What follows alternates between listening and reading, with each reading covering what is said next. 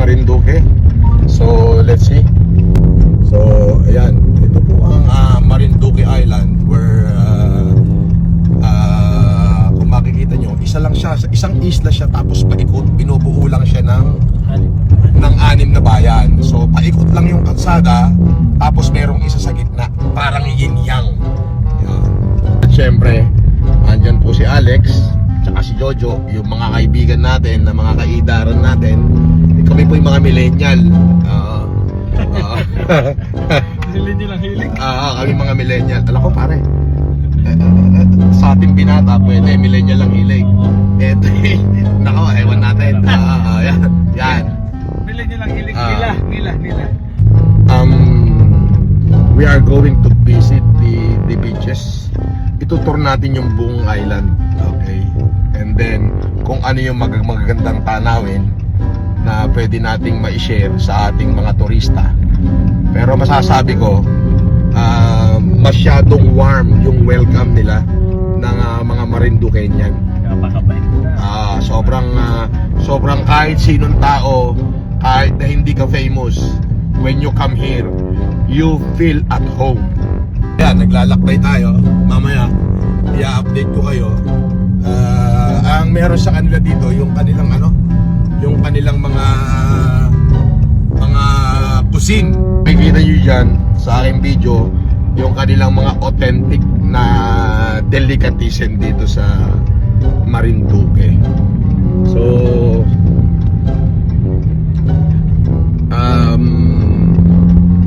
sabi ko nga, hindi ko pa i-update ko kayo para dun sa mga magagandang lugar. Actually, para sa isang island, masyado na siyang civilized.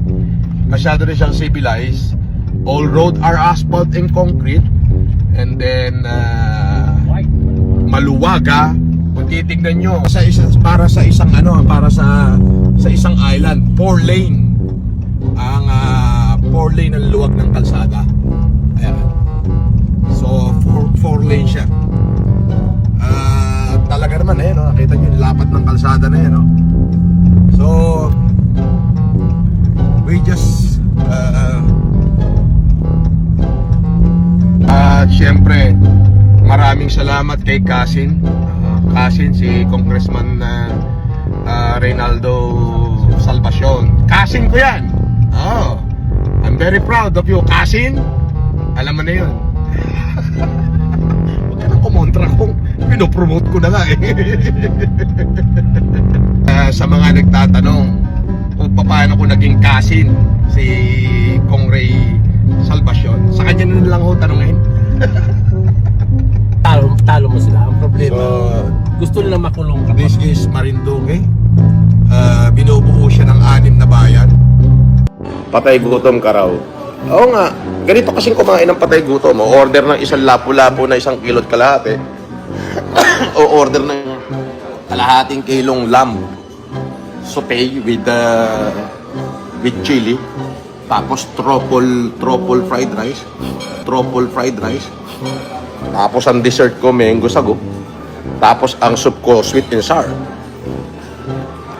Sour and spicy. Yeah. Titikman ko lang lahat. Finish na.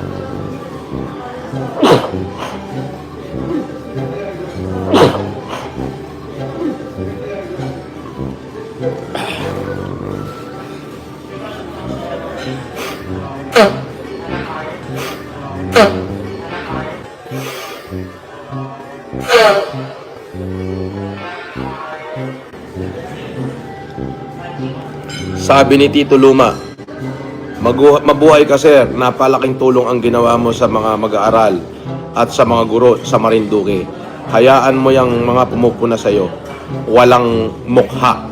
Oo nga Salamat po Tito Luma.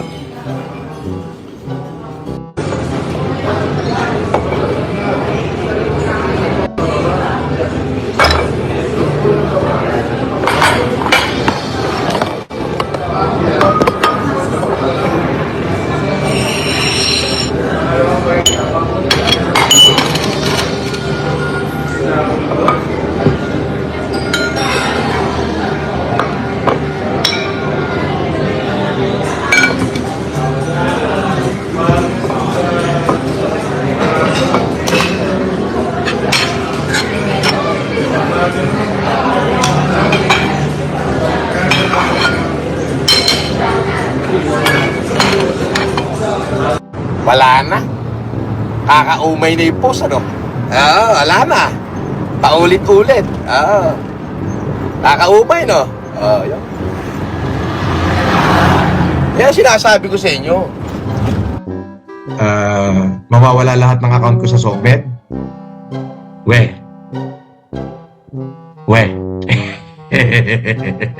Ano ka si Lord? Si Lord ka ba? O baka naman nagpapapampam ka lang? O kung sino man yung nagsasabi na mawawala lahat ng account ko sa Sokmed, huwag ka na magpapampam. Papampam ka eh.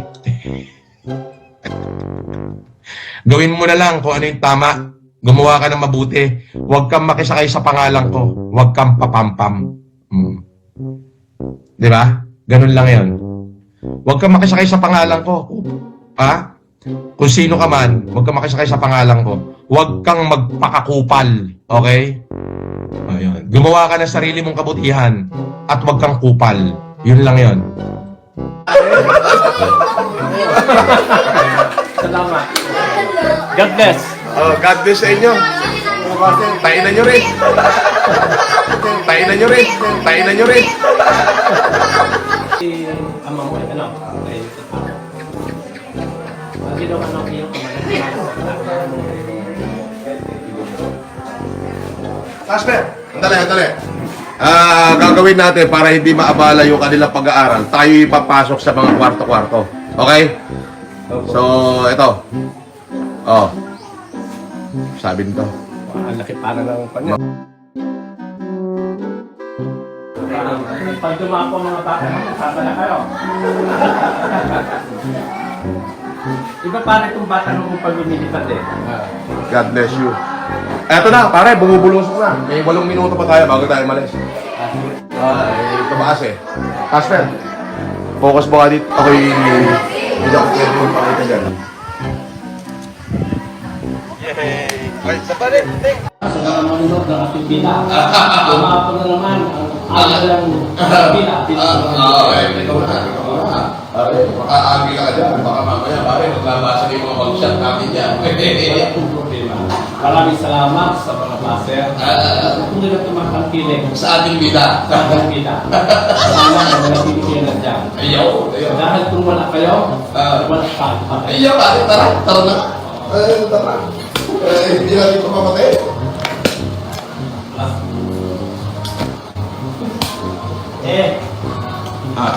Kaya na lang.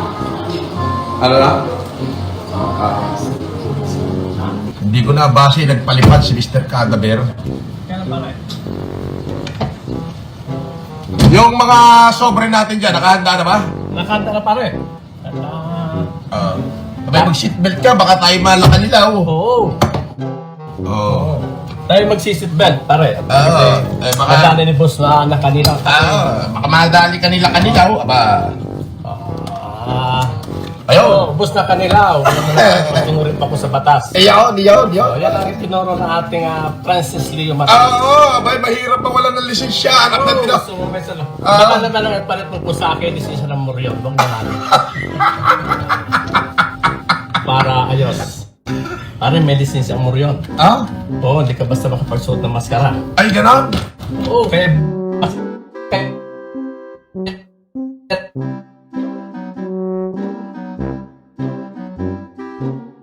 At tayo compete may resto ng sasakyan. Bagamat kaming aming sasakyan ay Asan bababaan ito? Naibababa ba ito? dito pa. Sige. Ayun, no? Sandali. Tama na. Sandali. Yan. Okay, maano lang. Okay, let's go. Morning! Ganda umaga, yan na. Yan. Diyos, live pare. Pupunta kami doon sa sa amin dati pinaglalaroan ni Pare Alex. 50 mil. Mga 50 mil daw, Oy, nahingi na 50 mil sa gasoline station eh. Kaya 50 mil. Baka may humihan donasyon natin sir dito pare, bibigyan natin. Ay, oo. Hindi, may dala naman ako pera. Ayun, sa bagay. May dala ako pera. Anyway, dito kami nagayabang kami po. Na-consider, ina-challenge lang namin kayo tumulong din. Ano po? Yun ang totoo nun. Kaya maraming salamat po sa inyong panonood. Ay, syempre. Thank you, nandito na. Ating pira. Okay. Kaya kami dumaan sa gasoline station yan. Dito sa buong isla, sa 6 na bayan ng Marinduque, 15 para yan. 15 ang gasoline station dito nung kaibigan ko. Actually, nung kami mga bata pa, kami dito yung naghahabulang nakaubo. Ito, yan. Diyan kami naghahabulan. Malaki pa ang tubig noon. Ngayon wala ng tubig. At saka yung isang kaibigan namin, si Pare Jojo. Yung di makapag-video kahapon, di inulan ng baher, masakit ang ulo. Masakit ang ulo. Masakit ang ulo. Ano sumasakit ng ulo niya? Kasi dumami ang kanyang tagahanga. Oo nga. Dumami yung tagahanga niya. Simple lang ang buhay dito, masarap balik-balikan. Kumbaga, nais lamang namin ibahagi. Biyahe ka muna. Biyahe ka muna. Sagot ko na yung biyahe mo. Halika na, sumama ka na. Halika na. Iwanan mo na yung tricycle mo dyan. Sagot ko na yung biyahe mo. Tara. Halika na. Pupunta tayo sa eskwelahan Tayo mapipigay ng Patay mo, tanggalin mo lang yung susi. Dito ka. Pasok. Pasok. Sige, bukas yan. Yan, bukas yan. Yan, pasok na. Sagot na namin ang biyahe mo. Ikaw naman. Ito yung isang barkada namin. Sumakay na. Nakita mo yung kaidara namin. Kaya lang ang buhok ko lang ay malago at saka itim alaga. Ano yung malago din? Sa kanya yung malago din. Ang anit. Saan pante? Hindi, yung anit mo malago pare. Yung buhok ayaw tumubuhok. Good morning. Good morning. Magkatrabaho ka sa inyo lahat dito. Good morning, boss. Good morning. Good morning.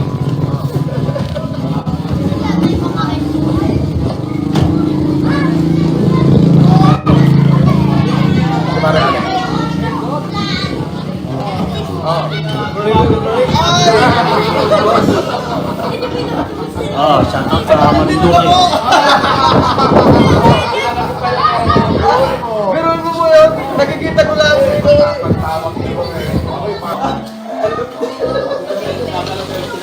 Ito lang ako. Ito, sa totoo lang, nag-prepare ako ng 1,000 sobre. 1,000 sobre, may konting laman para mahigit tayo. Pag dumapo mga bata, magkakala kayo. Iba pala itong bata nung pag lumilipad eh.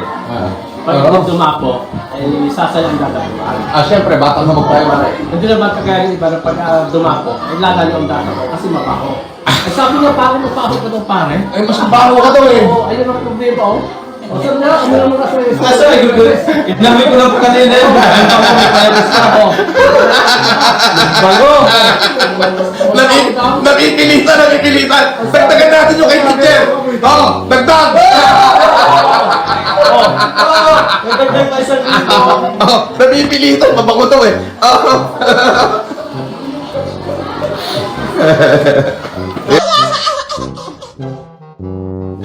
Nakita niyo yung kahipokrituhan ng napakaraming Pilipino.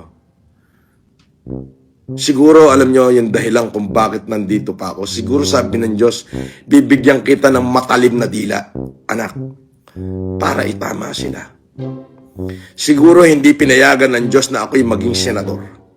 Although nasa kulungan ako at 5 milyon yung bumoto sa akin. Kasi kung pinagkaloob niya, siguro ang daming nabago sa Pilipinas. Siguro nakikipagbasagan ako ng mukha sa loob ng Senado. Alam mo yan, hindi siguro niya ako binigyan ng kapangyarihan dahil alam niyang baka mapahamak ako. Siguro mas gusto na lang ng Diyos na maging ganito na lang ako para itama yung iba at punahin yung mga dapat kong punahin. Kasi kung nagkaroon ako ng kapangyarihan, baka ang daming tuspok na Pilipino. Siguro, mas ginusto ng Diyos na eto na lang ako. Siguro ayaw ako mapahamak ng Panginoon. Kasi kung nagkaroon ako ng kapangyarihan, nangangalgalin ko sila eh. Ngayon, mapapahamak ako kasi marami na magtatangka sa buhay ko. So, mas masarap kung ganito na lang. Siguro yun ang kaloob ng Diyos sa akin. Hindi ko kayang questionin yung wisdom niya. Pero ako yung living manifestation na Kapag minahal mo yung maliliit, mamahalin ka ng Diyos. Why? Because sabi nga, what you do to the lesson of thy brethren, you do it unto me. At sinabi rin yan, Vox Populi, Vox Dei. The word of the people is the word of God. Nakaupo ka sa gobyerno.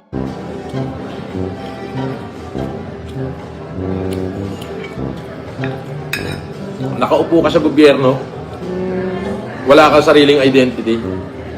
Nakaupo ka sa gobyerno, hindi ka sikat. Para sumikat ka, sasakay ka sa pangalan ko. Iyon ang malupit doon. Oo. Yun ang malupit doon, supot ka.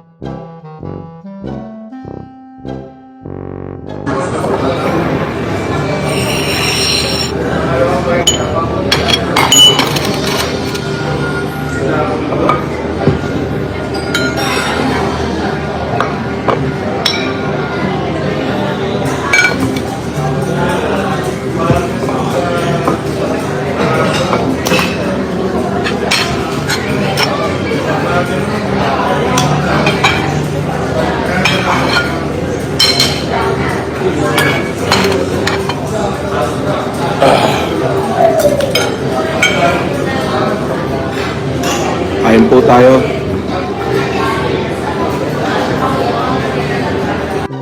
Meron mga taong gobyerno pa nga eh. Ang daming taong gobyerno. Akalain mo na wala silang sariling identity. Nakaupo ka na sa gobyerno, hindi ka pa sumikat. Di ba? Tapos gagawin mo, idadrag mo yung pangalan ko para kumuha ka ng atensyon, kupal. Atakihin ka rin. Pag inatake ka, marirealize mo, sa impyerno punta mong animal ka. Di ba? Hindi ka makagawa ng sarili mo. Kailangan mo pang sumakay sa pangalan ko para dagdag kasikatan mo.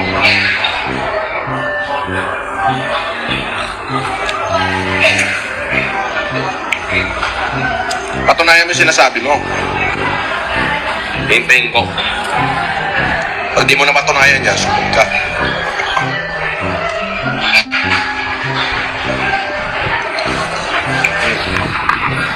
Pag di mo na patunayan, saka malaki subot.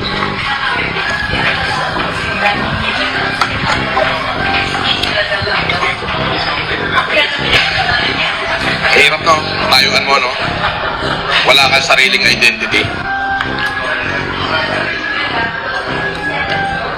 Na kailangan mong sumakay sa pangalan mo. So, ibig sabihin, hindi ka pa nagtatrabaho. Ha? Hindi ka nagtatrabaho.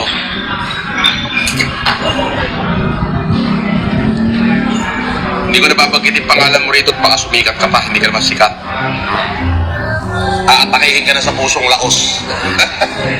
Walang pagsikat.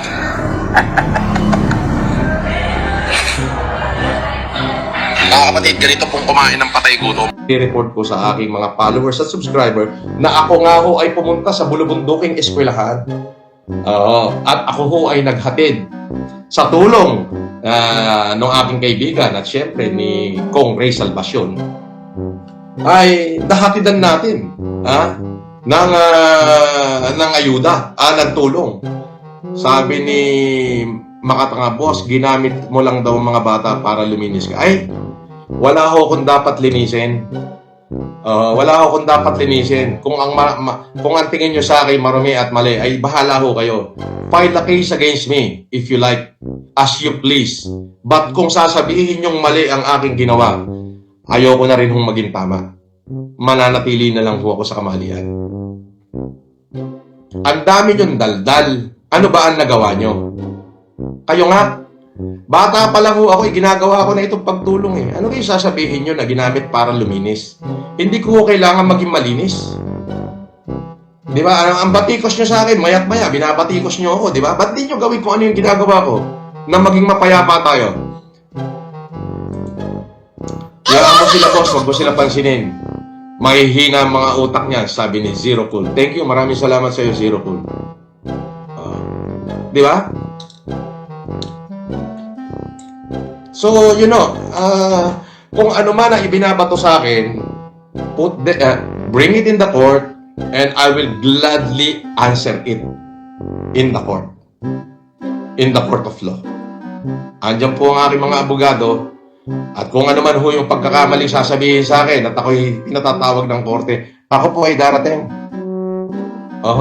Huwag ko kami mag-alala. Mahirap po sa isang napakasikat na katulad ko para magtago. Bawat galaw ko ho ay nakikita nyo na eh. Di ba? Huwag nyo namang gawin contradicted yung inyong mga sinasabi. So anyway, balik ho tayo. So, yun ho yung pang-apat. Kami ho ay nag-usap na nung aking kaibigan ko, na aking kaibigan na si Alex, sabi ko, ipagpaalam mo muna ito kay Kong. Kapag siya ay pumayag, tayo na ang gagastos. Kasi yun ay respeto sa taong nag-imbita sa atin. Yan. So, pababako natin yun at pabubuldoser natin, balak natin ipapatag yung playground ng eskwelahan. Yun ho yun. Hihingi lamang ho tayo ng clearance. Hayaan nyo na ho sila humingi ng clearance sa DepEd na nakakasakop doon para yun ay mabuldoser natin at wag ho kayong mag-alala doon sa gagastusin ay napaghandaan na ho namin yan. So, ngayon ko sasabihin nyo ho na ginamit kong content para luminis. Wala naman hong lilinisin sa akin eh. Dahil ako naman ho'y kasalukuyan pang malinis po ako. Maraming aligasyon, maraming akusasyon. Wala naman ho silang napatunayan. Yung mga maliliit na bagay, pinalalaki nila ay dahil sila'y sumasakay sa aking pangalan. Dahil napakasikat ko. Sila ho ay walang kasikatan. Marami ho sasakay sa pangalan ko. Sasakyan at sasakyan nila yan. Yun ho yung katotohanan. Ang tawag ho sa kanila ay mga papampam. Meron naman ho kayo magpapampam. Gumawa ho kayo ng inyong sariling gawain. Hindi kayo dapat magpapapampam. Puro kayo papampam eh. Di ba? So, as very simple as that, at kaya ako nag-live, not to explain to something, I just want to report what I have done dito sa aking tagasunod, sa aking mga supporter, na kung saan ay tinitignan nila yung aking gawain. So, unang-una ho, ako, 10 ng ating mga kasama, syempre kasama ko yung ating kaibigan na si Alex Pabella, ay nagdala ng tulong.